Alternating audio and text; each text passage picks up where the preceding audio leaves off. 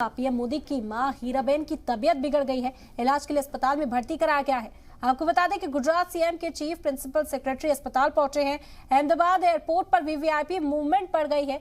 VVIP movement बढ़ने से airport पर सिक्योरिटी में इजाफा किया गया। इस वक्त की बड़ी खबर आप तक पहुंचा रहे हैं। पीएम मोदी की वालदा हीराबेन की तबीयत बिगड़ी है। इलाज के लिए उन्हें अस्पताल में दाखिल कराया गया है। गुजरात सीएम के चीफ प्रिंसिपल सेक्रेटरी अस्पताल पहुंचे हैं। अहमदाबाद एयरपोर्ट पर वीवीआईपी मूवमेंट बढ़ चुकी है और इसी के मद्देनजर सिक्योरिटी में भी इजाफा यहां पर किया गया है। यह अहम खबर है इस वक्त की जो आप तक पहुंचा रहे हैं। पीएम मोदी की मां हीराबेन की तबीयत बिगड़ी, इलाज के लिए अस्पताल में उन्हें दाखिल कराया गया है।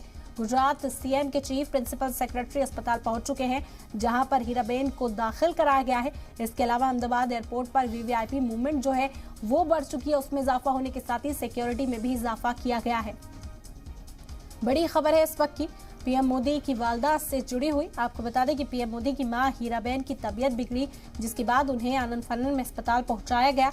इलाज के लिए इस वक्त अस्पताल में ही दाखिल है।